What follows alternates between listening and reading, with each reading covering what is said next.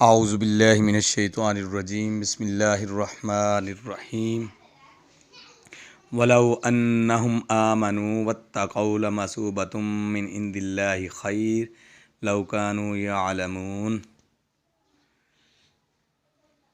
ولو انہم آمنوا، اور اگر وہ ایمان لاتے، واتقوا اور پرہیزگاری کرتے، لا مثوبۃ من عند اللہ، تو اللہ کے یہاں کا ثواب بہت، عند اللہ خیر، یہاں کا ثواب بہت اچھا ہے۔ لو کانوا یعلمون، کسی طرح انہیں علم ہوتا۔ اس آیت مبارکہ میں پھر خطاب یہودیوں سے ہی ہے کہ اگر یہودی سرور کائنات صلی اللہ علیہ وآلہ وسلم پر اور قرآن پاک پر ایمان لے آتے تو اللہ تعالیٰ کے ہاں کا ثواب ان کے لیے بہت اچھا ہوتا، کیونکہ انہوں نے دنیا کی زندگی کے بدلے آخرت کی زندگی کو چھوڑا۔ لیکن دنیا کی زندگی کی نعمت آخرت کے مقابلے میں بالکل چھوٹی ہے، تھوڑی ہے، اور ان کو آخرت کی بڑی سے بڑی نعمتوں سے مالا مال کر دیا جاتا۔ یہاں پر اللہ پاک فرماتے ہیں ایمان لاتے اور پرہیزگاری کرتے۔ تو اس آیت مبارکہ میں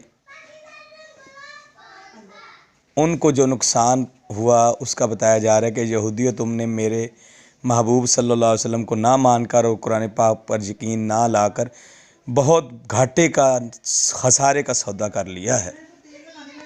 اور اس آیت مبارکہ سے ہمیں بھی سبق حاصل ہوتا ہے کہ اگر ہم قرآن پاک پر ایمان لا کر اس کے حلال کو حلال نہ سمجھیں، اس کے حرام کو حرام نہ سمجھیں، تو بہت بڑا خسارہ ہے، کیونکہ جو بھی قرآن پاک کے اگینسٹ زندگی میں جاتا ہے تو وہ صرف دنیا کی خاطر، دیکھیں حلال حرام کی کوئی تمیز چھوڑتا ہے تو اپنی خواہشات اور دنیا کی خاطر، نماز چھوڑتا ہے تو اپنے نفس کی سرکشی کی وجہ سے، اپنے آرام اور سکون کی خاطر، اگر کوئی کسی کا حق مارتا ہے تو اب خود امیر ہونے کی خاطر، یعنی کہ ساری یہ دنیا ہی ہے۔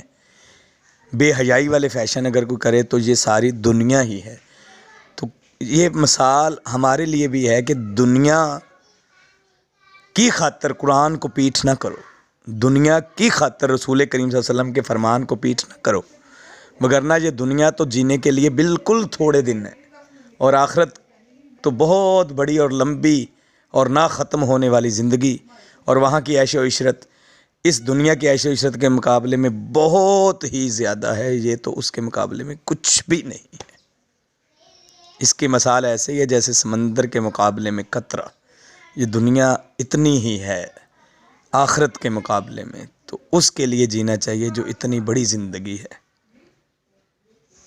آپ نے کبھی دیکھا ہے کہ کوئی گاڑی میں سوار ہو، اچھی گاڑی میں، پھر اس کی سیٹ صحیح نہ ہو تو اس کی سیٹ کو صحیح کرنا شروع کر دے، اس کو سینا شروع کر دے، اس پر مہنگا کپڑا ڈالنا شروع کر دے؟ کبھی نہیں کرے گا مسافر اپنی سیٹ کے لیے۔ کیوں؟ اس کو پتہ ہے کہ 2 گھنٹے 4 گھنٹے کے بعد یہ سیٹ میں نے چھوڑ دینی ہے، میں اس پر اتنا خرچہ کیوں کروں؟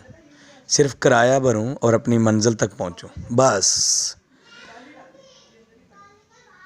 کبھی بھی عقل مند مسافر اس بس کی ان سیٹوں پر خرچہ نہیں کرتا۔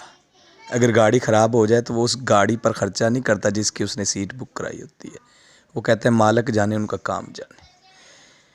تو اسی طرح دنیا کی جو سیٹ ہمارے لیے بک ہوئی ہے، یہ تھوڑا سا سفر ہے طے کر کے ہم نے اس سیٹ کو چھوڑ جانا ہے، اور منزل کی فکر ہمیں ہونی چاہیے۔